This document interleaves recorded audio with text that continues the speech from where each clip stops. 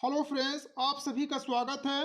Friends, अब हम देखेंगे हिंदी का पूरा सॉल्यूशन। फ्रेंड्स, आप सभी का कक्षा 10 का हिंदी का पेपर हो चुका है। बोर्ड के द्वारा आप सभी का हिंदी का पेपर कंप्लीट करवा दिया गया है।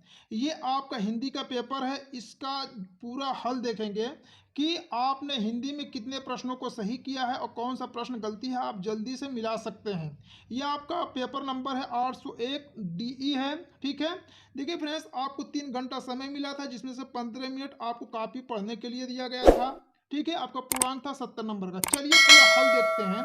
फ्रेंड्स, आपको खंड अ में है। पहला प्रश्न आपका पेपर में आया था कि पंडित प्रताप नारायण मिश्र लेखक हैं, यानी कि ऑप्शन था द्विवेदी युग, शुक्ल युग, भारतेंदु युग या शुक्लोत्तर युग। तो फ्रेंड्स, इस पहले प्रश्न का आपका सही जवाब था बी। आप मिला लीजिए कि आपने कौन सा आंसर आप एग्जाम में हल करके आए हैं। तो पहले का आंसर आपका बी है। आपके सामने दूसरे नंबर का सवाल था। फ्रेंड्स, इसमें से आपके कम से कम 10 ऐसे प्रश्न हैं जो आपको हम कल ये प्रश्न करवा चुके हैं। ठीक है। यदि आप वीडियो देखे होंगे तो सभी प्रश्न आप आसानी से हल कर लिए होंगे। ठीक है। आपका दूसरे नंबर का है गुनाहों का देवता रचना की विधा है, यानी कि आपका कहानी है, उपन्यास है, नाटक है या एकांकी है। तो इसका सही जवाब था आपका बी वाला ऑप्शन, इसका सही था। तीसरा नंबर का सवाल पूछा गया था कि हंस पत्रिका के संपादक थे। ऑप्शन था मुंशी प्रेमचंद्र, जयशंकर प्रसाद, निराला या महादेवी वर्मा। तो फ्रेंड्स, तीसरे का आपका सही जवाब था मुंशी प्रेमचंद्र। हंस पत्रिका के संपादक थे मुंशी प्रेमचंद्र। चलिए अगले प्रश्न को देखते हैं। ठीक है। पूरा हल देख बताएंगे फ्रेंड्स आपको इस पेपर का। देखिए चौथे नंबर का था आपका प्रश्न पूछा गया था कलम का सिपाही की विधा है, संस्मरण है, रेखा चित्र है, जीवनी है या आत्मकथा है। तो फ्रेंड्स, इसका सही जवाब था कि कलम का सिपाही का विधा है एक जीवनी है। तो इसका सही जवाब आपका है सी। आपका अगला प्रश्न है लहरों के राजहंस के लेखक हैं। इसका ऑप्शन था धर्मवीर भारती, मोहन राकेश, कमलेश्वर, राजेंद्र प्रसाद। इस प्रश्न का आपका सही जवाब है बी। लहरों के राजवंश के लेखक हैं मोहन राकेश। ठीक है। आपके सामने छठा नंबर का सवाल है आचार्य रामचंद्र शुक्ल एक हैं, कवि हैं, उपन्यासकार हैं, आलोचक हैं या नाटककार हैं। देखिए फ्रेंड्स, आपका आचार्य रामचंद्र शुक्ल जो है एक कवि भी है, एक आलोचक है। तो इन दोनों में से जो ऑप्शन आप लगा के आए होंगे वो आपका सही है। तो इसका सही जवाब आपका आलोचक भी हो सकता है और कवि भी। आचार्य रामचंद्र शुक्ल एक कवि भी है, एक आलोचक भी है। तो दोनों में से जो ऑप्शन आप लगाए होंगे एग्जाम में वो आपका सही है। आपके सामने अगले नंबर का सवाल है 7वां नंबर का आकाशदीप के लेखक है। ऑप्शन था अमरकांत, आचार्य रामचंद्र शुक्ल, जयशंकर प्रसाद, निराला। तो आकाशदीप के लेखक कौन थे फ्रेंड्स? जयशंकर प्रसाद। इसका सही जवाब आपका है सी वाला, आपका सही जवाब है।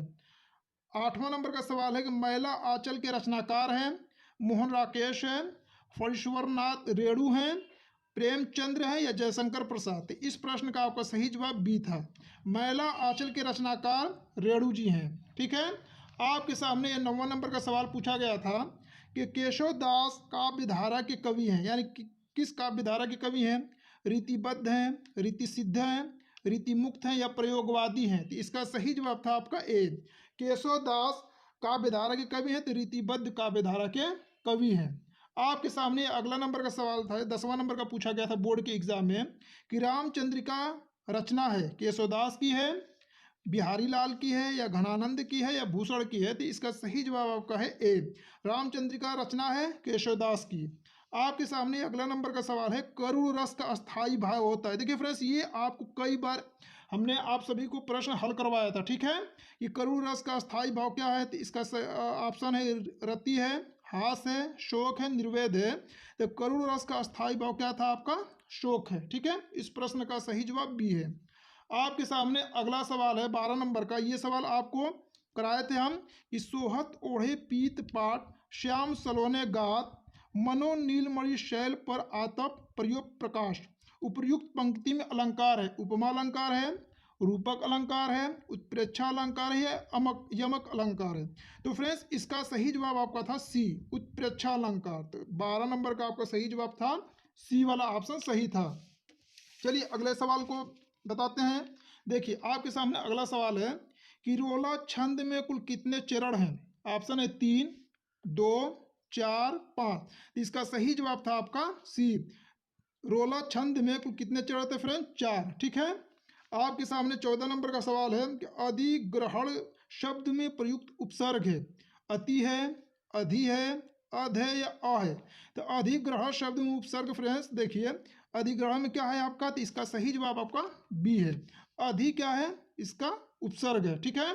आपके सामने अगला नंबर 15वां नंबर का है कि प्रत्येक प्रत्यय में कितने भेद है, यानी प्रत्यय के कितने भेद है? ऑप्शन है 2 3 4 1। तो फ्रेंड्स इस प्रश्न को आपको हल कराए थे हम कि प्रत्यय के कितने भेद हैं, तो इसका सही जवाब आपका है 2। ठीक है। प्रत्यय के कितने भेद हैं? 2। तो इसका सही जवाब आपका है ए। आपके सामने अगला नंबर का सवाल है, देखिए यहाँ पे 16 नंबर का सवाल है कि तिरंगा में कौन सा समास है? ऑप्शन है द्वंद, द्विगु, कर्मधारय, तत्पुरुष। फ्रेंड्स आप मिला लीजिए कि आप एग्जाम में कितना सही करके आए हैं। तिरंगा में फ्रेंड्स टोटल तिरंगा में कौन सा समास है फ्रेंड्स? तो द्विगु समास है। तो इसका सही जवाब आपका बी है। 17 नंबर का है कि प्रत्येक शब्द में कौन सा संधि है? ऑप्शन है दीर्घ संधि, यड़ संधि, वृद्धि संधि या गुण संधि। तो 17 नंबर का सही जवाब था आपका बी। प्रत्येक में आपका यड़ संधि है। आपके सामने अगला नंबर का सवाल है, खीर का तत्सम रूप है। आपका ऑप्शन है क्षीर, क्षीर, क्षीण या खीन। तो खीर का तत्सम रूप आपका क्षीर है। तो इसका सही जवाब आपका होगा बी। आपके सामने अगला नंबर का सवाल है, देखिए फ्रेंड्स यहाँ पे कि नद्यो शब्द का वचन और विभक्ति है। ऑप्शन है चतुर्थी या द्विवचन, पंचमी बहुवचन, षष्ठी बहुवचन या चतुर्थी एक वचन। तो नद्य शब्द का वचन विभक्ति, इसका सही जवाब आपका डी होगा कि नद्य में चतुर्थी और एक वचन है। आपके सामने अगला नंबर का है 20वां नंबर का, हसिष्यथ धातु का वचन एवं पुरुष है। आपको बताना है इसमें। ऑप्शन है कि एक वचन मध्यम पुरुष, बहुवचन उत्तम पुरुष, द्विवचन मध्यम पुरुष, एक वचन प्रथम पुरुष। तो इसका सही जवाब आपको होगा सी। तो हसिष्यता में कौन वचन और पुरुष कौन सा है? तो द्विव और मध्यम पुरुष, द्विवचन और मध्यम पुरुष। तो फ्रेंड्स इतना बहुविकल्पीय प्रश्न था। देखिए फ्रेंड्स